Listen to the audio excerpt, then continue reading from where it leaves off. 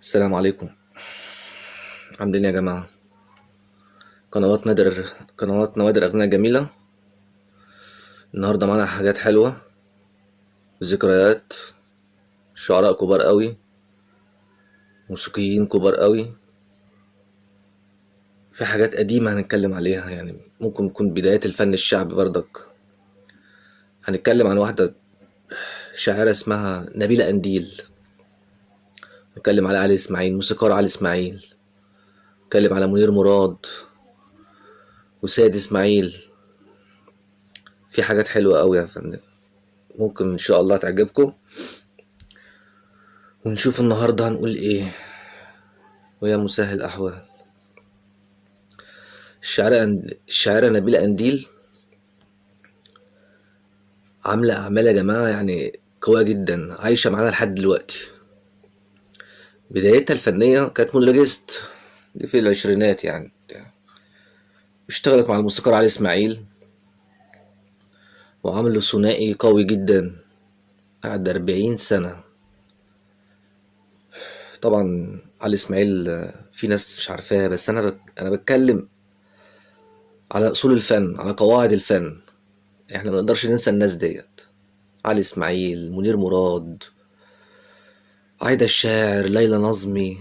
الناس ديت حفرت، نحتت في الصخر وعملت أعمال لمصر جميلة جدا. يعني بنقول مثلا البدايات بتاعت الشاعرة نبيلة قنديل جميلة. يعني هي كانت مونولوجيست وعملت أعمال جدا مع إسماعيل ياسين، وبعد كده اتجوزت الفنان إسماعيل ياسين. برضه كان ثنائي بس مع آخره سنة. هي غيرت اسمها، هي كانت اسمها سعاد وجدي. في الأصل اسمها سعاد وجدي، غيرت اسمها بعد كده نبيلة قنديل. طبعا أعمالها قوية، مثلا عملت له سلاسل المرح، سبحة رمضان، أو جه يا أولاد، ورمضان. لها دور كتير قوي في رمضان، يعني بتفكرنا بالأيام الجميلة الرمضانية. اشتغلت هي عملت حاجات للتاريخ بصراحة، ولسه عايشة معانا لحد دلوقتي.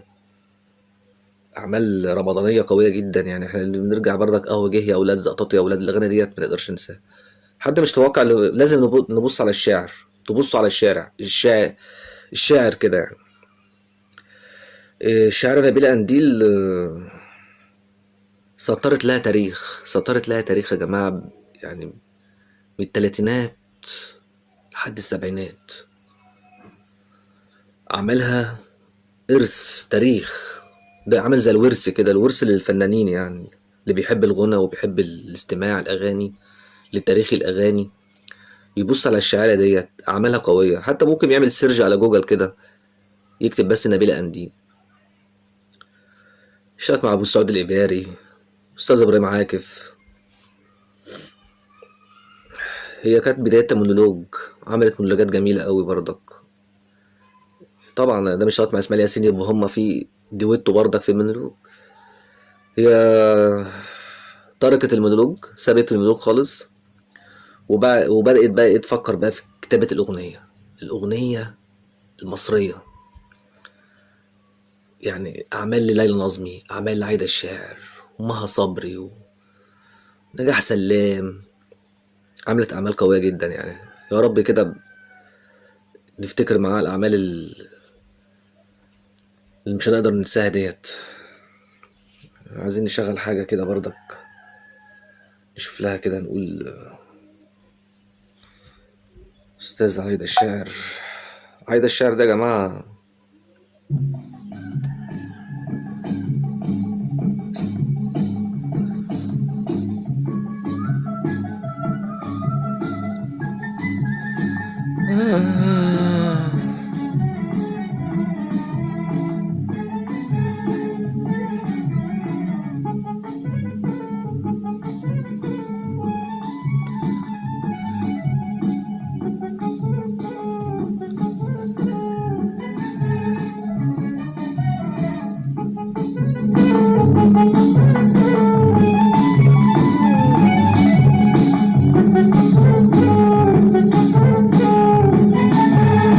فن بجد. اديني ريال اديني ريال يا ابو شيخ مليان، اديني ريال اديني ريال ولا باريسي، اديني ريال اديني ريال يا سيدي الشبان، طيب لك طيب لك كم شي عزيزي، اديني ريال علي اسماعيل يا جماعة ليه بصمة في أكتر من 700 أغنية، ملحن كبير جدا علي اسماعيل، هو اللي غير ملامح الموسيقى برضه يعني دوت. واشتغل مع محمد عبد الوهاب، الموسيقار الكبير محمد عبد الوهاب. شوف نبيلة قنديل بتكتب ازاي، ده شعر بجد، كلمات بجد، لا احساس.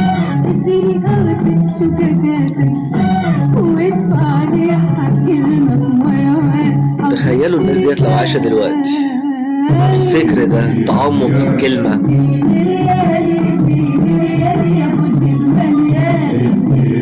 الله يرحم الناس دي يا جماعة، بصراحة سايبين تاريخ جميل جدا. ده للسميع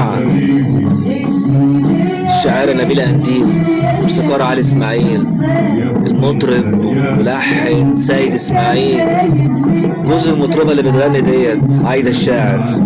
اضرب ايدك يلا بجيبك، من كان زمانك هيجيبك، اضرب ايدك يلا بجيبك، ما نقدرش ننسى الفن ده. زمانك هيجيبك، اختك لذيذة وتعجبك، اختك لذيذة. رجعوا تاني اسمعوا اغاني بتعلم الاغاني دي كانت بتعلم الناس الحنية والحب. ذوق، ده ذوق. دلوقتي احنا بنسمع نشاز.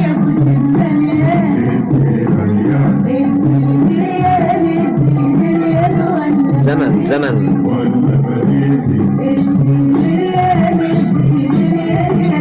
هو علي اسماعيل ده يعتبر الاستاذ، كله كان بيصب عليه، محمد عبد الوهاب، عبد العزيز محمود، فريد.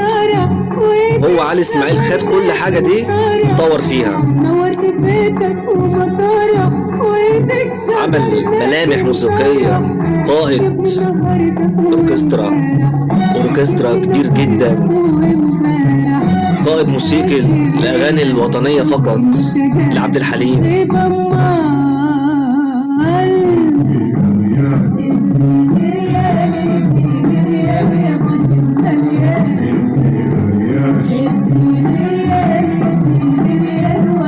الشاعرة نبيلة قنديل الله يرحمها، هي برضك اللي كاتبة أغنية برضك تشتاق لي، وهي اللي كاتبة الأرض لو عطشانة، فيلم الأرض، هي اللي كاتبة الأرض لو عطشانة نرويها بدمانا. ازاي ننسى الأغاني دي؟